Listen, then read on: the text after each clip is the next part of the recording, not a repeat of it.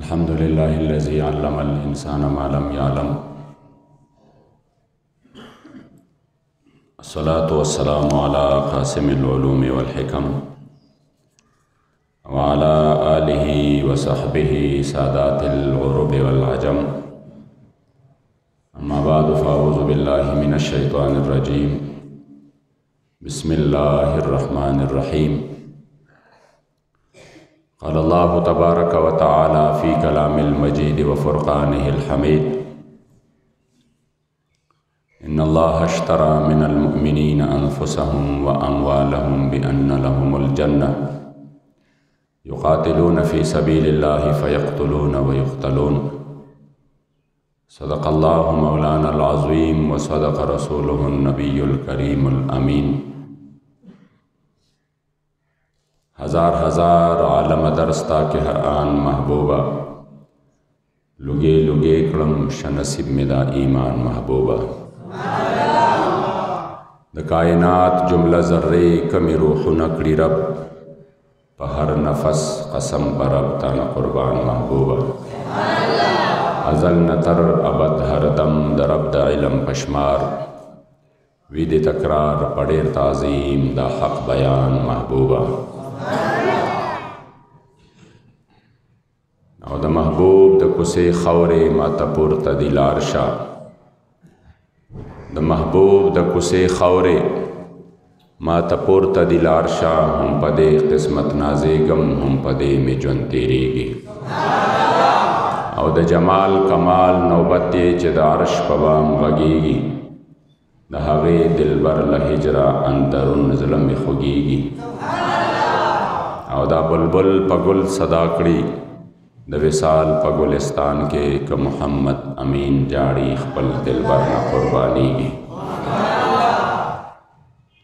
अस्सलातु वस्सलाम दिलबर ब्या और हक़तेर जुंदुन में शोल सरब्या। उस्ताद हुसन तमाशा का हर चाओकड़ा याद बनकड़ी लशमसो कमर ब्या। और चे उस्ताद राता हुनर उस्ताद इश्क खुद लास बवान खलम लदे हुनर ब्या। और चे तालुम उस्ताद मिनी पजाम खोक शो त्रिख बनशी हरगिज़ तर महशर ब्या। चे तालुम उस्ताद मिनी पजाम खोक शो त्रिख बनशी हरगिज़ तर महशर ब्या। और द हिजरान ख़ज़ान दे तेर शुलो महबूबा द विसाल बहार दे शो लसर ब्या। प कसम चे प हज़ार ईद वर नकड़म स्ता हरम तच गदा रसीगी ब्या।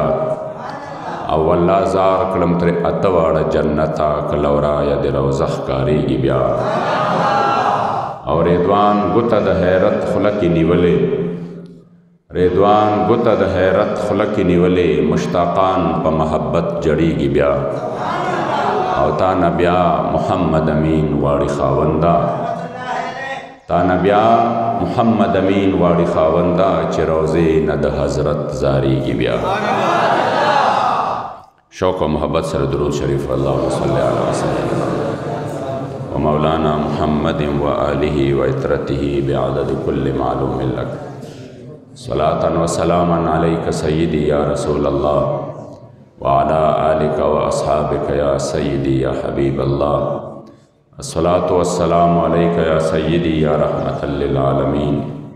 व अला आलिका व अस्हाबिका सय्यदी या ख़ातमन नबिय्यीन।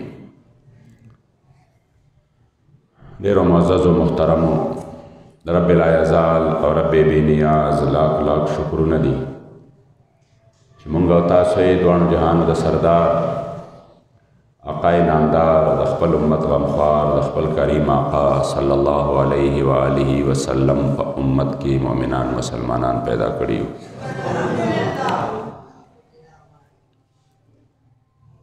स्ता सोड़ांदे में कुरान अज़ीम शान न डेरा मुख्तसरा लेकिन डेरा ज़्यादा मुक़द्दस हिस्सा तिलावत करा।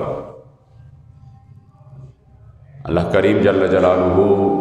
नदग़ ख़पलो बंदगान सरा यो सौदा करे दा। दे सौदा कउन के चदे न आगा अल्लाह करीम जल्ल जलालुहु दे।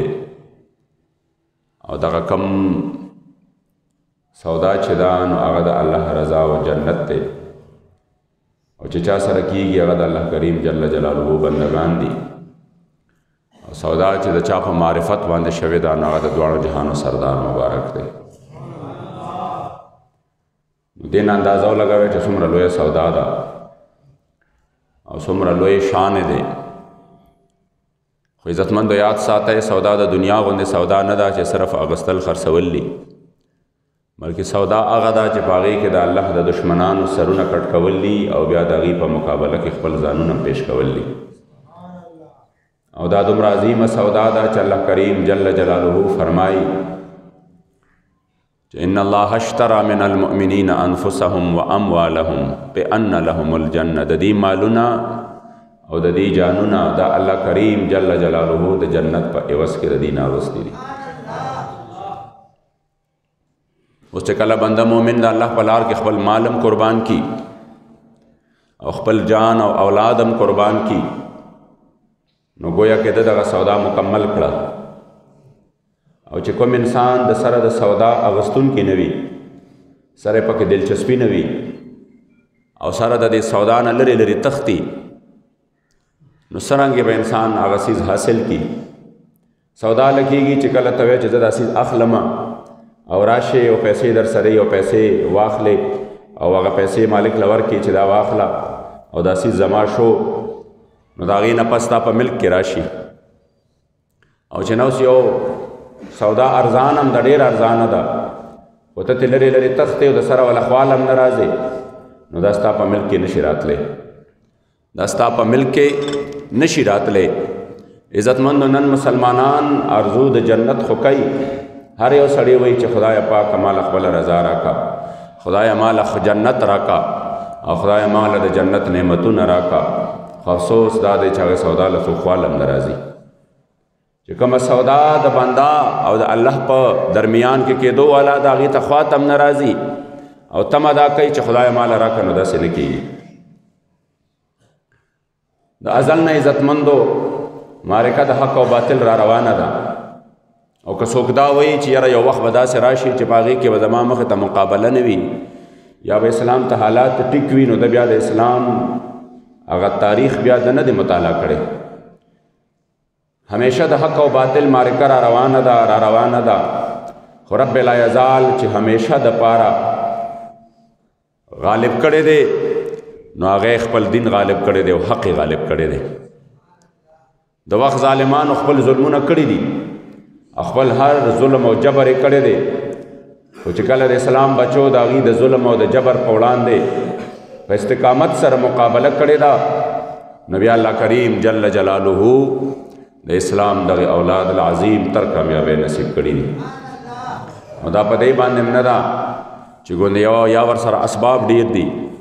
یا ورسره وسله ډېره وه او یا ورسره افرادي قوت ډېر زیات و نه داسې هم شوي دي چې 3,000 چې دي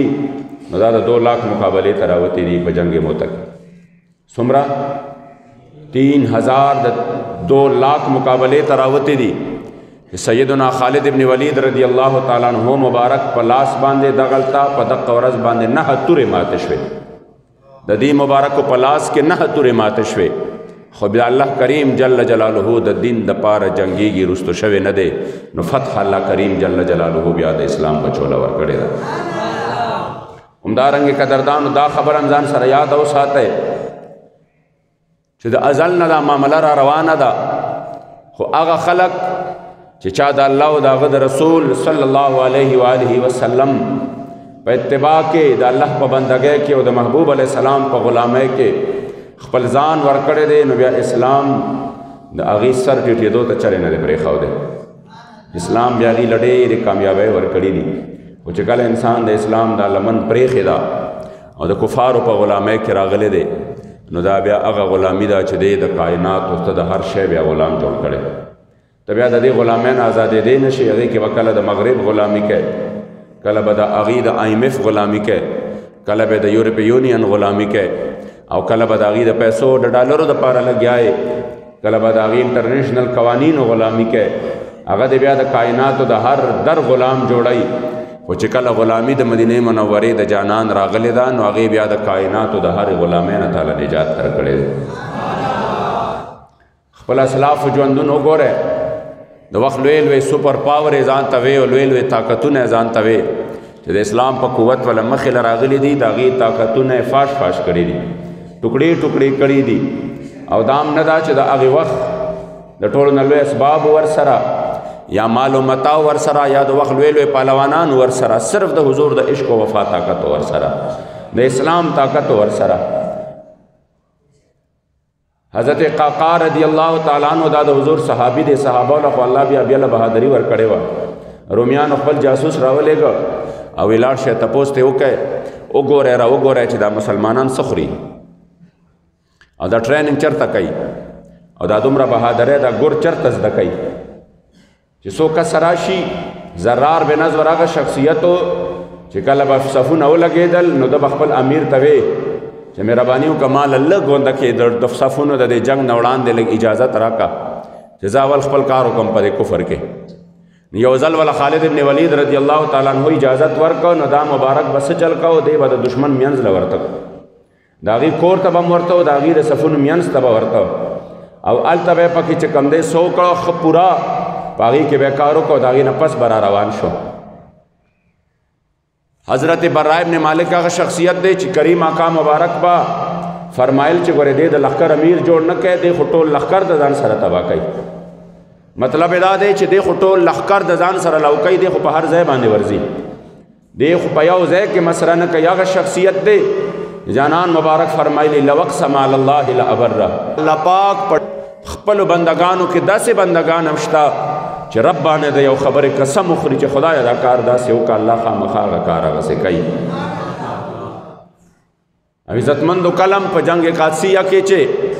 نه فتح کېده قادسیانو، حضرت عمر فاروق صاحب دله قسم ورکړ، برا ابن مالک له ورته وی لاړ شه او ته چې کوم دی دغه میدان د جنگ ته وځه، زما یقین دی چې ته د فتح دپاره وځې او د فتح سوال وکړې، الله به خامخا موږ له فتح راکوي. ستا باره کې حضور چې ویلی دي او هغه شخصیت دی چې یوازې قلعه ته ور داخل شوی دی، یوازې صحابو ته فرمایي چې ما په دې منجنیق کې کېنوئ چې دا کم کې به لوی لوی کاڼي ورویشتل او ما دننه د قلعه ته ورولی، زه به په یوازې باندې هلته چې کوم دی تاسو ته د قلعه ټوله دروازه کولاو کړم. دا تاریخ دی عزتمندو د مسلمانانو، دا تاریخ دی چې چرچل لیکلی دي د انګلینډ سابقه وزیر اعظم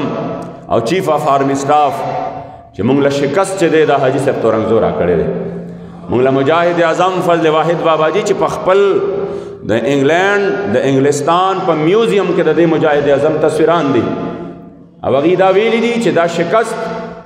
نه مونږ له مذاکراتو را کړی دی، دا شکست نه مونږ له ریفرنډم را کړی دی او دا شکست نه مونږ له احتجاجونو را کړی دی، نه د عدم تشدد فلسفې را کړی دی، دا د مجاهد اعظم فضل واحد بابا جي د تورنګزو لښکر مونږ له شکست را کړی دی.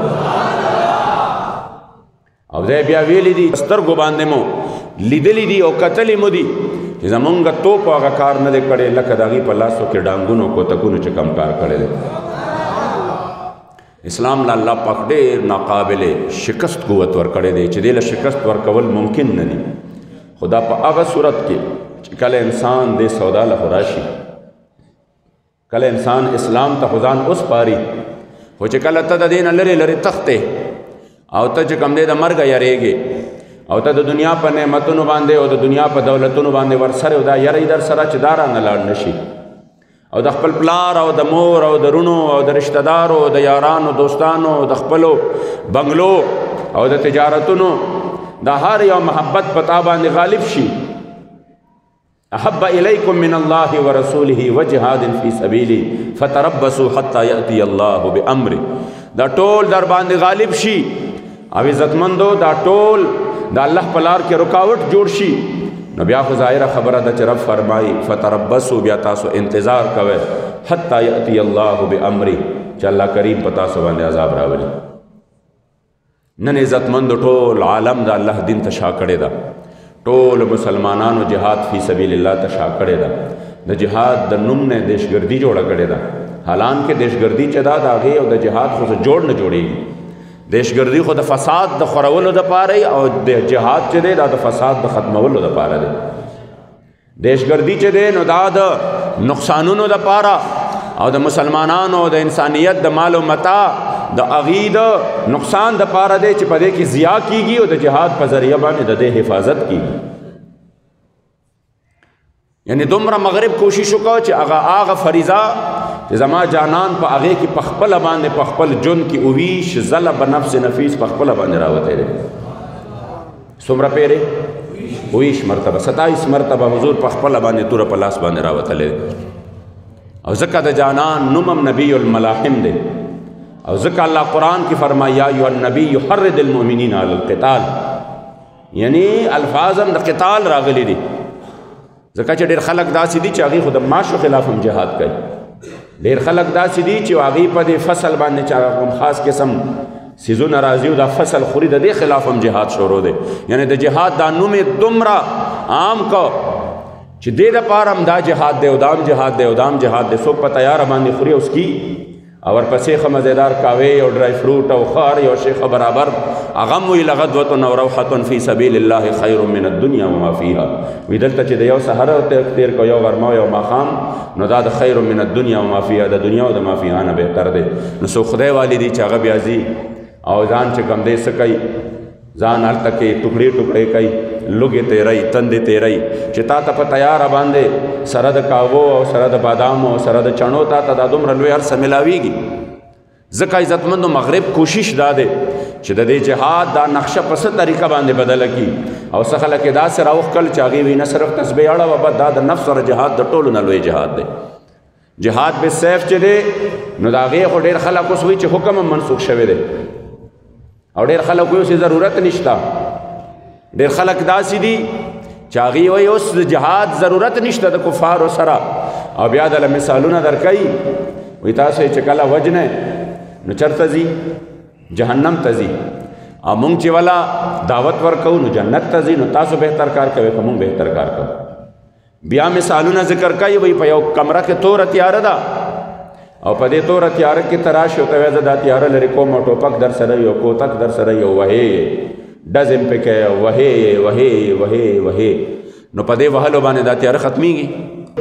نه، وهلو باندې تیاره نه ختمیږي. خو چې کله راشي او په دې کې یو وړه غوندې شمه بله کې نو تیاره څه شي؟ ختمه شي. مقصد یې دا دی چې تاسو یې مړه کوئ وجنئ وجنئ کفر ختمیږي ته به ورته وایې نه. نو بیا به راشي نو دعوت به ورکړي او د اسلام رڼا به د په سینه کې راشي نو بس کفر به ختم شي. نو بیا عزتمندو اسلام په دې دومره لوی تاریخ باندې څومره لوی گزار کوي. دا اعتراض خو د ټولو ناول بیا د دواړو جهانو په سردار باندې کوي چې هغه د ټول مخلوق دپاره هادي راغلی و هدایت کوونکی راغلی و. نو دا اعتراض خو اول په هغې مبارکو باندې کېږي چې تاسو مبارکو چې صحابه لیږل 47 ځل 47 پیرې حضور بیا صحابه لیږلي دي په خپل ژوند کې. او دا مو ګوره عزتمندو چې د جهاد حکم کله راغلی دی چې په هغه حساب سره وکړې نو زه وایم داسې میاشت نشته چې په هغه میاشت کې حضور یا په خپله باندې میدان د جهاد ته نه دی وتلی او یا صحابه کرام نه دي لیږلي. مگر باوجود د هغې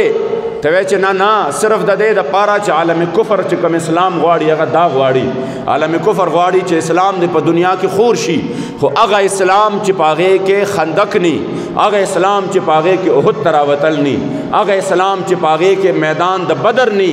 هغه اسلام چې په هغې کې تبوک ته تلل نی هغه اسلام چې په هغې کې توره راویستل نی او هغه اسلام چې په هغې کې د نظام آواز نی هغه اسلام چې په هغې کې د کربلای معلی میدان ته تلل نی هغه اسلام چې هغې کې د کربلا په میدان کې ځان قربانول نی هغې غواړي دا چې داسې اسلام نافذ شي او داسې اسلام راشي او مسلمان دې د داسې اسلام ترویج شروع کی اشاعت شروع کی چې هغې کې صرف منځونه وي هغې کې صرف منځونه وي او هغې کې صرف چې کوم دی روژه او زکات او حج چې په هغې کې د حضور علیه الصلاة والسلام د دین د نفاذ خبره نی نو ورشه هغې وایي چې راشه دا اسلام خو موږ تا په امریکا کې هم نه منې کوو منې کوي جواب راله راکړې ښه په خوشحالۍ ورله لاره ورکوي ښه په خوشحالۍ ورله ویزه ورکوي دا اسلام خو هغې وایي موږ په اسرائیلو کې هم نه منې کوو او ځکه د هغې ښکاره خبرې راغلي دي چې زمونږ باندې د اسرائیلو خلاف جهاد وایي ځکه فرض نه دی وایي چې هغې څه کوي الیاذ بالله من ذلک وایي هغې لګیا دي مونږ ته هلته کې ځای راکوي، مونږ ته هلته اجازت راکوي. نو چې مونږ ته اجازت راکوي نو دا ظالمان وایي مونږ د هغې خلاف بیا جهاد څنګه وکړو؟ ځکه عزتمندو کفار هم دا غواړي چې مسلمان د داسې اسلام ترویج وکړي، د داسې اسلام اشاعت وکړي چې د هغې کې د حضور علیه السلام د دین دپاره میدان کې راوتل نه وي. په هغې کې چې کشمیر لوټ شي نو هغې مظلومانو مسلمانانو باندې چې چا ظلم کړی دی د هغې ظالمانو دپاره بددعا هم پکې نه وي. هغې داسې اسلام غواړي چې په هغې کې د کفر دپاره بددعا کول هم هغې ته چې کوم دی څه کوي په هغې باندې هم یریږي. کافر کے قتل سے بھی لرزتا ہو جس کا دل، اقبال فرمائی کا نا کافر کے قتل سے بھی لرزتا ہو جس کا دل. التا کافر مرشی دے دلتا پر پیدوشی. زکا عزت مندو عالم کفر شورو شو پا دے انداز باندے مونکی کار اوکا چی دا خپل مرزہ اسلامی مونگا تاسو مخی تکی خودو. وقتی زرات لمنو چرتا یو چابر علی گلی دا خپل حسن ځوان باندې او په خپل شوق باندې زه محبت ته سلام پیش کوم. یو رقای مکرر ولېږله او په هغې کې لیکلي وو چې جی نن د جمعې تقریر کې د فلسطین د مسلمانانو دپاره خبرې وکړئ. نو ما د هغه دغه اخلاص ته خو سلام پیش کړ، خو ما وی چې دا د دې دپاره دلته حاجیاباد ته هم دا رقه رالیږلې ده. نو چونکې د ده ډکې دا دي چې نن به هم ډېر خلک دا وي چې هغوی به په استنجا باندې خبرې کوي، نن بم ډیر خلک دا دي چې هغوی به وایي چې یاره زکات چې کوم دی په چا باندې واجب دی. نن بم ډیر خلک دی نو هغه وایي چې ماحول چې څه جوړ دی نو دا نن ضرورت دا دی چې د حضور علیه السلام د دین دپاره د هغې مظلومانو مسلمانانو مدد وشي. څومره د افسوس خبره ده د څو ورځو نه مسلسل هره ورځ او په هره ګنټه کې مسلمانان شهیدان کېږي، په سونو شهیدان کېږي. خو چې کله مسلمان خپل اصلي ایمانی طاقت شاته غورځولی دی او هغه چې کوم غیرت والا او د کوم حمیت والا درس دی هغې شاته غورځولی دی، نن کفار لګیا دي په هر لیول باندې په هغې باندې لوبې کوي، خو د هغې پروا نشته. محبوب علیه السلام فرمایي چې مسلمانانو مثال خدا سے دی المسلمون کرجل واحد ان اشتکا عینه اشتکا کله و ان اشتکا رأسه اشتکا کله. دا مسلمانان چې دي دا پسان د یو جسې او د یو جسم مثال دی چې سترګه کله خوږ شي نو ټول وجود په هغې باندې دردمند وي، کله سر ته تکلیف ورسیږي نو ټول وجود په هغې باندې دردمند وي. عجیبه مسلمانی ده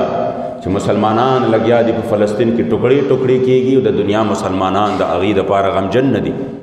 د هغې په درد باندې دردمند نه دي. دا عجیبه مسلمانی ده چې ټوله دنیا کې لګیا دي هغې په خپل انداز باندې په خپلو مسلو کې ډوب پراته دي. هغه ورځ عزتمندو 2 شپې وړاندې د شپې چې کوم دی په اسپتال باندې او په اسپتال کې مریضانو په اسپتال کې ماشومانو پناه اخیستې وه او مریضانو پکې او ډاکټرانو پکې او هغې چې کوم دی تاسو یقین وکړئ پرون ما د هغې ځای د یو ډاکټر انټرویو اورېده، هغه وی چې په اسپتالونو کې مونږ اپریشن داسې نه کوو لکه په دې دنیا کې چې څنګه اپریشن کېږي چې اول والا نشه ورکړي نو بیا مریض د ځان نه نی خبر او بیا د هغې نه پس چې په هغه کې مونږ ډېر کار وکړو وی ګنډو او لګیا یو پکې د ځان نه خبر هم نه. دوایي خو چونکې شته دی نه، دوایانې خو شته دی نه، بهر نه خو سره راتلل شته دی نه چې ملک کې کومه دوایي هغه ختمه شوې ده. مونږ داسې اپریشن کوو چې مونږ چاله نشې نشو ورکولی او نه اپریشن تیټرو کې ځای شته، یو دلته پروتي بل دلته پروتي یو بل ته ګوري او لګیا یو مونږ اپریشن یې کوو او بغیر د نشې نه چې کوم دی لګیا یو هغې په وجود کې چړې وهو، بغیر د نشې نه لګیا یو د هغې په هغه اندامونو کې ګوتې وهو. په داسې انداز کې عزتمندو په یو اسپتال کې حالات دي او په دغه اسپتال کې هم د ظالمانو په هغه اسپتال باندې حمله وکړه، میزایل یې پرې راوغورځولې او په هغې کې 800 نه زیات مسلمانان شهیدان شو. اسپتال باندې ماشومان ګلونه بچی اپا کی پراته دي، همدارنګې یو عام سویلین آبادی باندې لګیا دي شپه او ورځ خپله بمباري کوي. افسوس دا د عزتمندو چې په دومره 57 اسلامي ممالکو کې یو ملک هم داسې نشته چې په نره باندې د خپل فلسطین مسلمانانو سره ودرېږي. حالانکه کفر ټول ولاړ دی، کفر ټول ولاړ دی، د اسرائیلو سره ښکاره باندې حمایتونه کوي، د هغې حتی چې د امریکې صدر په دوره باندې دی، د امریکې وزیر خارجه په دوره باندې دی او چاپیر چم باندې ګرځي او لګیا د اسرائیلو ته وایي چې تاسو ته څوک سم نشي ویلی، موږ تاسو شاته ولاړ یو او بیا ولا خپل بحري جازونه رالیږي، خپل چې کوم دی کومک ولا رالیږي او په ملا باندې ډبی چې څوک مم څه نشي کولی. افسوس دا دی چې مسلمانانو د طرف نه یو توانا او طاقتور اواز قدر نشته چې د دې مسلمانانو دپاره اوچت شي. حالان کې مسلمان خو که جسد واحدن دی.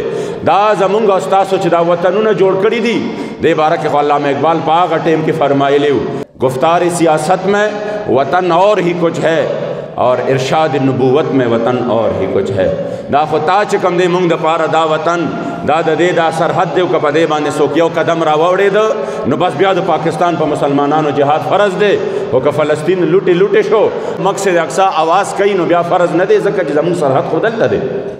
دا عزتمند گفتار سیاست میں وطن اور ہی کچھ ہے. دا هغه مصنوعي سرحدونه محبتونه زموږ په زړه کې راغلل چې څه خبره شي په وطن بزان غر کوم او په وطن بزان کټ کوم نو اسلام کم طرف ته لاړو. دا خو د پرویز مشرف غوندې غدار ناروا. سب سے پہلے پاکستان د پرویز مشرف غدار ناروا. حالانکہ سب سے پہلے پاکستان نه دی سب سے پہلے اسلام دی. بیا د اسلام په نوم آزاد شوی وطن چې دی نو بیا موږ دې دپاره تیار یو. دا ناره خو هغه راوښکله صرف د دې دپاره چې د خلکو د زړونو نه د سب سے پہلے اسلام ناره وځي. اوس عزتمندو چې بیا د سب سے پہلے پاکستان خو مطلب هم دا شو که نه که مسلمانان په هر ځای کې لوټې کېږي پروا نشته چې تر څو پورې زموږ وطن صحیح وي بس. حالانکه دا د اسلام او د مسلمانانو تاریخ نه دی. مسلمانانو تاریخ خدا دی چې په ملتان کې یو بچی آواز کوي محمد ابن قاسم د هغې په آواز باندې د مصر نه را روانېږي. نو مسلمانانو عزتمندو تاریخ خو ډېر لوی تاریخ دی. خو افسوس دا دی چې دوی خپل تاریخ هیر کو او تاریخ دا نه دی چې دوی سره وسلې ډېرې وې د وخت ها د الله حکم دی واعدوا لهم ما استطعتم من قوه. او قوت صرف دا نه دی چې ته د خپلو مفادو دپاره لګیا یې او ته اسلحې جوړوه او چې د اسلام ته ضرورت شي نو بیا په هغه ځای کې زیرو شه. نه عزتمندو دا چې راغلي دي نو دا د اسلام دپاره دا زما د محبوب علیه السلام د دین دپاره. نه هغه مظلومان مسلمانان چغې وهي هغې وړې لږ د خپل چې د چا بچي دي لږ سوچ خو کوې که نه بچي باندې معمولی شانت درد راشي معمولی شانت تکلیف راشي. څوک وینه لیدی شي د خپل ماشوم بچي څوک زخم لیدی شي څوک د خپل رور څوک د خپل پلار څوک د خپل رشتہ دار مازغه کار پرېږدي او دغه بچي چې نن د پلارانو په غېږو کې ټوکړې ټوکړې پراته دي. هغه بچي چې هغې دپاره د کفن دفن انتظام نشته. هغه بچي چې هغه زخمی شي د هغې دپاره نشه نشته چې د هغې علاج وشي. د هغې دپاره دوایانې نشته د هغې دپاره خوراک نشته د هغې دپاره اوبه نشته. مګر دلته دومره امن دی تاسو یقین وکړئ که د چا پروا هم شته هېڅ چا په دې باندې پروا نشته. او هر یو انسان څه دی په خپلو خولو کې ډوب دی. بس خوشحالي دی ته ده چې پټرول ارزان شو. خوشحالي دی دپاره ده چې ماشاءالله حالات داسې حالات چېرته ټیک دي. حالات خو هغه حالت ته را رسېدلي دي چې ورشه بیت المقدس خلاف عالمي سازش شروع دی. مسجد اقصا په قبضه کېدو کې د مکمل طور باندې غزه ختمېدونکې ده. اسرائیل دپاره چې کوم دی هغې نوې نقشې وښودلې نوې نقشې تیاروي. او دلته کې افسوس دا دی چې د هغې دپاره اواز قدرې څوک نشي پورته کولی. 57 اسلامي ملکونه دي او نور الحمدلله ملیان ډېر یو. قرآن باندې چې کوم دی عمل کوونکي ډېر یو تلاوت کوونکي ډېر یو. نو موږ قرآن کې ولې د آیاتونه نه وینو وما لکم لا تقاتلون فی سبیل الله وما لکم لا تقاتلون فی سبیل الله. الله پاک وایي تاسو له څه شوي دي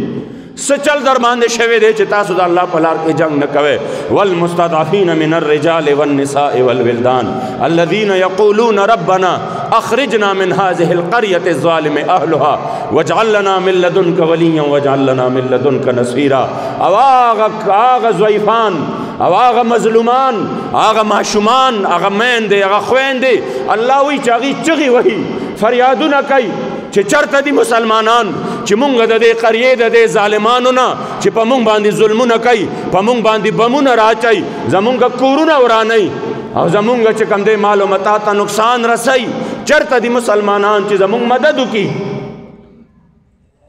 عزتمندو څومره افسوس خبره ده مونږ ورته وایو نه زمونږ سرحد خو سلامت دی. مونږ خو د خپل وطن ذمه دار یو. زمونږ په زړونو کې خو داسې مینې راغلي دي مونږ خو د دې ذمه دار یو.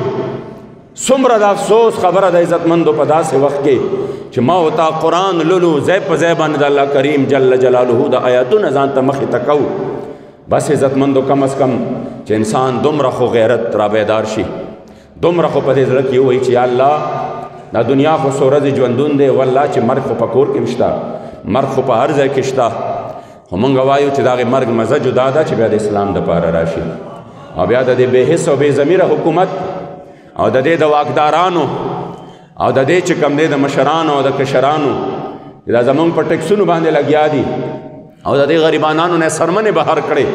د دې نه خدا مطالبه جوړیږي که نه چې دا دومره ماشاءالله الله طاقت در کړی دی دومره لوی فورس در کړی دی دومره لوی اسلحه در کړې ده او دومره لوی الله پاک تاسو له قوتونه در کړي دي دا خو د خپل مسلمانانو د حفاظت لپاره استعمال کوي چې دومره هم نه کېږي نو یو نیغ او یو مضبوط اواز خو اوچت کوي چې دا کم از کم ظلم شروع دی په عوامو باندې چې دا ظلم خو بند شي تیرې ورځ چې کوم دی زما د امیر محترم سره زمونږ د فلسطین د سفیر سره ملاقات و تاسو یقین وکړئ چې د هغې کومه جذبه ده نو هغه جذبه خو قابل دید ده هغه خو دا مونږ ته ووې چې زمونږ مسلمانان خو د فلسطین د بقا او د دې فلسطین د حفاظت دپاره تیار دي چې ټول ټوکړي ټوکړي شي چې ټول ځانونه ختم کړي او د سیل مزانونه ختم کړي د سیل مزانونه ټوکړي ټوکړي کړي هغه وې زه مسجد اقصی ته ورغلم بار بار به زه ورتلمه چې هلته به ومه نو د هغې په قرب و جوار کې چې کوم خاندانونه خوا خوا کې اوسېږي نو ما د هغې بوډیګانو سره او د هغې زنانو سره خبرې وشوې وایي ما وایي په هغې کې داسې زنانه نشته او داسې سړي نشته چې روزانه د اسرائیلو د لاسه وال نه خوري خو د هغې باوجود هغې مسجد اقصی ته منزله راځي هغې مونځ نه پرېږدي د هغه والو د وجې نه یا هغې مونځ نه پرېږدي د ګرفتارۍ د وجې نه وایي ما ورته وایي چې روزانه ګیرېږئ روزانه وهل خورئ نو مه راځئ که نه دلته لاړ شئ بل ځای ته هجرت وکئ وایي هغه ابۍ ما ته په جړا شوه او وی چې ما خو دلته خپل عمر د دې دپاره تیر کړ چې خدایه کله به وي چې زه او زما اولاد ټول په مسجد اقصی باندې قربان شي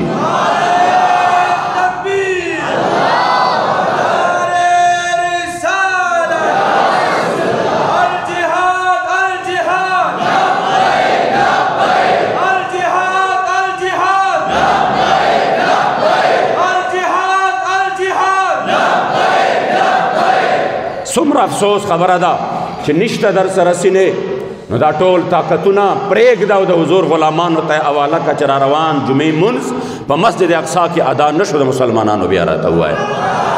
آخر څه غیرت ایماني خو هم پکار وي څه غیرت ایماني خو هم پکار وي تر کومې به دا بې حسي وي تر کومې به د هغې دا فریادونه مونږ اورو دومره موټ اسرائیل دي دومره که دا ټول مسلمانان صرف لاړې توکي هم دي به په دې سیلاب کې لاړ شي لاو شي دومره ډیر دي په مسلمانان د هغې باوجود اسرائیل لګیا دي او داسې په عجیبه انداز کې غرور کوي او په غرور او تکبر کې خبرې کوي او حملې کوي که څوک د هغې د هغې غرور جواب قدرې کولی شي هغه موټې مجاهدین هغې الحمدلله دا خو د اسلام طاقت دی چې هغه موټې مجاهدین هم ترې وار پار خطا کړی دی په ایمان درته وایم که عالم اسلام صرف یو تیز اواز هم وکړي په هغه ورځ باندې به د دې ټوله نشه لاندې راغلي ځکه د اسلام د طاقت سره نه کیږي خو افسوس دا د عزتمندو چې هغې ته هم پته ده چې دومره بې حسي ده په دې وطنونو کې او دومره بې حسي ده چې د هغې څه حد نشته عزتمندو د الله نه سوال دا دی چې الله مونږ د خپلو بې ضمیرو نه خلاص کړي نن چې کوم دی ځای په ځای باندې غوبلې جوړ دی صاحبه څه چل دی فلانې خان بیا را روان دی څه چل به وکړي څه توره به وکړي څه توره مخکې کړې وه ورشه په ټول پاکستان کې غوبل جوړ دی دا عزتمندو زمونږ حالت دی هغه ورځ میچ کېده د پاکستان او د انډیا میچ په کومه ورځ باندې چې زمونږ په غزه باندې کیمیایي هتیار استعمالېدل او په هغې باندې چې کوم دی بمونه لاندې را پرېوتل په هغه ورځ باندې د پاکستان او انډیا میچ و د دې وطن په هر یو غټ ښار کې چې کوم دی لوی لوی سکرینونه لګېدلي وو او هغه سکرینونو ته دا خلک را جمع شوي وو او ډولکي ورسره وو او ډانسران راغلي وو او د یوې چکې سره او د یوې چوکۍ سره به ډانسونه کول او چغې به یې وهلې او ډولکي به یې وهل اگر چې هغه خوشحالي خو پې الله ورسپور کړه خو دومره درته وایم چې کم از کم په دغه ورځ خو نه وه کتلې به مو میچ ځان له ځان له په کورونو کې کتلې و خو په دغه ورځ باندې چې تاسو دومره لوی میلې جوړې کړې چې دا ویډیوګانې په سوشل میډیا په ذریعه باندې زمونږ د فلسطین رونو لځي چې په کومه ورځ باندې په مونږ باندې عذاب و په کومه ورځ باندې په مونږ باندې دا ټول اسمان ټوکړي ټوکړي را پرېوته او زمونږ کورونو دا لنټرې الوتې او زمونږ په خلکو باندې راتلې په دغه ورځ باندې تاسو سره ډولکي په لاس کې په دغه ورځ باندې تاسو په یو چکاو چوکۍ باندې چغې وهلې او په سرکاري توګه باندې و بې حسو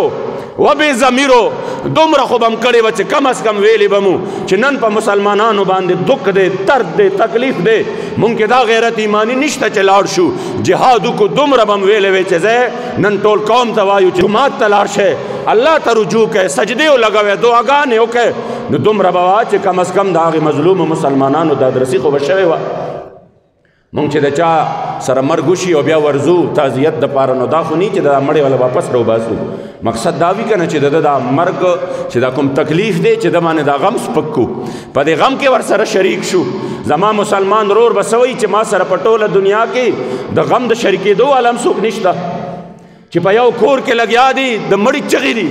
او په بل کور کې ډولکي دي نو دا مړي والا به څه وایي څومره افسوس خبره ده هغې باندې چې کم دی لګیا دي د هغې د ماشومانو ګلونو بچو په یو لاس کې یو سر دی په بل لاس کې خپې دي او ته لګیا یې د میچ په ورځ باندې ډولکي ورته وهې نو هغې به څه سوچ کوي ولې دا ورځ په تا نه ده را روانه دا حالت په تا باندې نه دی را روان دا خو عزتمندو آغاز دی ته څه کفر به مونږ داسې پرېږدي